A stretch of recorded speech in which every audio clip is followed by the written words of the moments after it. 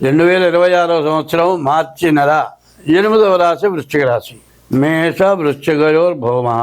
వృశ్చిక రాశిని గురించి చెప్పడానికి ఎక్కడ ఏ అవకాశం కనపడలేదు.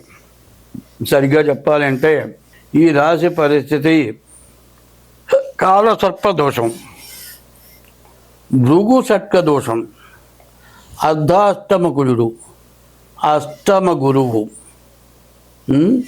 ఎట్లా ఉందంటే అసలే కోతిట, దాన్ని సారాయి పోసేట, పైన కిరసనాలు ఒంటి మీద పోసేట, నిప్పంటించేట. ఇక అది చేసే చేష్టలు ఇట్లా ఉండవు శాస్త్రాలు. అంత ఘోరమైన పరిస్థితి. అష్టమ గురువు ప్రాణకంటకుడు, మరి అర్ధాష్టమ కుజుడు అనారోగ్యకారకుడు, మరి రాహుకేతువుల మధ్యలో గ్రహాలు పడ్డాయి. భృగు షట్క దోషం, భార్యాభర్తలకి ప్రతికూలత, భార్యాభర్తలు కలిసి ఉంటారా వెళ్ళిపోతారా అనేటువంటి పరిస్థితి కనబడుతోంది. ఈ భృగుడు శుక్రుడు 6 ఉండటం, అష్టమంలో గురువు ఉండటం చాలా బాధాకరంగా కనబడుతుంది. ఈ వృశ్చిక రాశి వాళ్ళు నన్ను అడిగితే బియ్యం లేవండి, రోజు అన్ని బియ్యం గంజి కలుచుకొని తాగండి, తప్పలేదు. మీరు మాత్రం బయటికి రావద్దు, ఏ పని చేయొద్దు. ఎందుకంటే అన్నం కంటే గంజి చాలా బలమైందంటారు. ఒకప్పుడు అన్నం వండితే ఎట్లా ఉండేవాళ్ళంటే ఎసరు ఎక్కువ పెట్టేవాళ్ళు, పెట్టి గంజి వార్చేవాళ్ళు. ఆ గంజిలో కాస్త ఉప్పు వేసుకొని గంజి తాగిన వాళ్ళు చాలామంది ఉన్నారు. గంజి వల్ల వచ్చిన బలం అన్నం వల్ల రాదని శాస్త్రం ఉంది.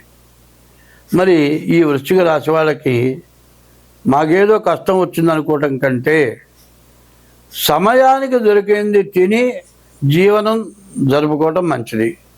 కాదండి, నువ్వు చెప్పటం మాటలు బాగానే చెబుతావు కానీ చేయటం చాలా కష్టం అనుకుంటే ఇక జీవితంలో మీరు ఇక మళ్ళీ బాగుపడలేరు. పట్టాలు తప్పినటువంటి రైలు మళ్ళీ పట్టాల క్రింద మాటలా. మరి పల్టీ కొట్టినటువంటి బస్సు ఉందండి, దాన్ని మళ్ళీ నిలబెడితే కూడా ఆ బస్సు నడవగలదా? అట్లాగే ఈ వృశ్చిక రాశి వాళ్ళు దెబ్బ తిన్నారు అంటే మాత్రం మళ్ళీ పైకి రాలేరు. ఈ వృశ్చిక రాశి అంత ఘోరాతి ఘోరంగా ఉంది అని చెప్పాలి. కాబట్టి ఈ వృశ్చిక రాశికి ఎవరయా దిక్కంటే దేవుడే దిక్కు. దేవుణ్ణి మించిన వాడు ఎవరూ లేరు. ఎందుకంటే ఈ దైవాన్ని పూర్తిగా నమ్ముకొని ఉండటం మంచిది. తర్వాత మరి అష్టమ శని ప్రాణకంటకుడు. కనీసం ఏమీ లేదు, నువ్వు బయటికి పోవద్దాయా అని నేను చెప్పా కదా, ఇంట్లోనే తిరుగుతూ ఉంటాడు. కాలు కటిక్గా మెలకబడుతుంది, ఇరిగిపోతుంది. ఏమయ్యా 6 నెలలుగా నువ్వు లేవటానికి వెళ్ళలేదు, కట్టేసేస్తారు, రాడ్ వేస్తారు. ఏమన్నా పడ్డాడా, దెబ్బ తగిలిందా, ఎవరన్నా తోచారా? ఏమీ లేదు.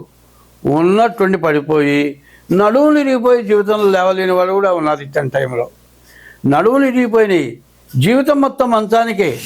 అట్లాంటి వాళ్ళని కళ్ళతో చూచా.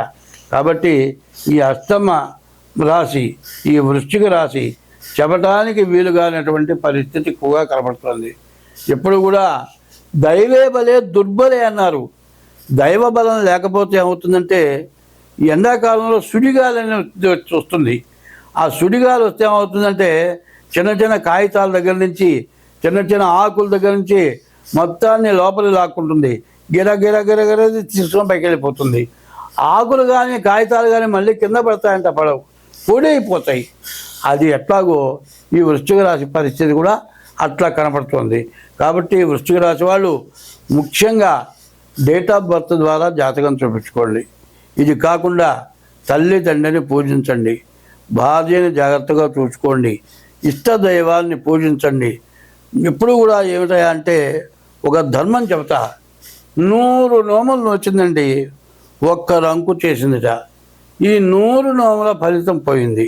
ఎందుకంటే ఎప్పుడో ఏ జన్మలో చేసుకున్న పాపం ఇట్లాంటి టైంలో బాగా నష్ట కష్టాలు పెడుతుంది.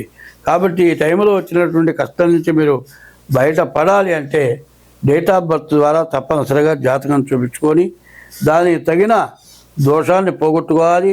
ఈ టైంలో వివాహాది శుభకార్యాలు జరిగినా కూడా భార్యాభర్తలు మళ్ళీ జీవితంలో కలిసి ఉంటారని చెప్పలేను. ఈ వృశ్చిక రాశి వాళ్ళ పరిస్థితి పూర్తిగా అధ్వాన్నంగా ఉంది.